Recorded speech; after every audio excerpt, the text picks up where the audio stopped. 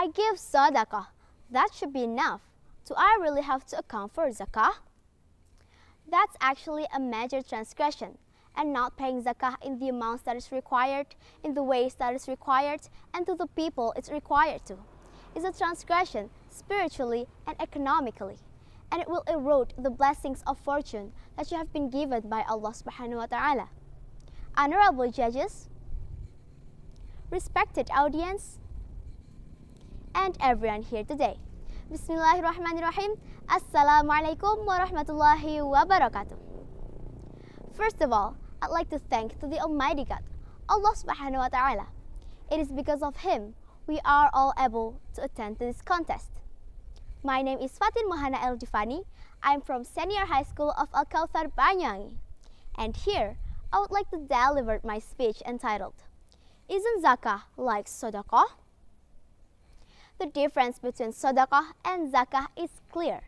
Sadaqah is something that you can give as much or as little to whomever, whenever, at whatever time, for whatever reason that you choose, or not to give anything at all. Zakah is something that is to be given at specific times in the specific amounts to specific individuals or categories of people, in the way that has been ordained and described in the Quran and the tradition of the Prophet sallallahu alaihi wasallam. Now, I don't mean to say to you, you should stop giving sadaqah and give zakah, but you should give zakah before you give sadaqah.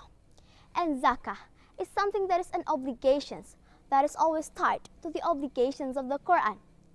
It's one of those verses where whenever you hear, وَأَقِيمُوا الصَّلَاةَ, establish your prayers regularly, you almost know the exact same statement coming after, وَآتُوا الزَّكَاةَ, and give of your sadaqah and charity.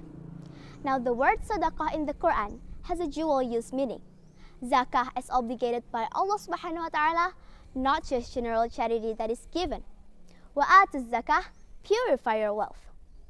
Zakah comes from the word zakah, which means to increase through purifications. So when you remove things that shouldn't be there, it makes something grow. It's like you're weeding your garden of fortune and prosperity. When you take the weeds out, your fortune grows and amazes, and it becomes yarbu. It becomes blessed and increased in its blessings. Zakah is something that is a forgotten obligation to many Muslims who are asked in order to pay it. And even you as a young person, if you have been given a certain amount of savings that is under your control and direction, a certain amount of zakah should be paid from it. If you are an obligated age of praying to Allah subhanahu wa ta'ala, make sure that no year goes by where you do not sit and think about what you owe to the poor from the blessings and wealth that you have been given by Allah subhanahu wa ta'ala. I would ask you to consult a local imam, inshallah, to help you understand the amounts that are due. But generally speaking, if you have over about the worth of estate or property or gold and it's reached 7 million and you've kept it for over a year, you need to pay 2.5% of that amount in zakah to one of those categories of people that is itemized. And that can be fulfilled through a trusted, registered, government-approved agency that is qualified to take your zakah, inshallah. May Allah subhanahu wa ta'ala remove the transgressions of overlooking the needs of the poor and fulfilling our obligations of zakah to heal the world and feed the hungry, and give shelter to the weak and needy, and cure the sick. Allahumma amin. Thank you for your nice attention. I'm Fatin Mohana El Difani. I do hope my speech will be useful in our life. Assalamualaikum warahmatullahi wabarakatuh.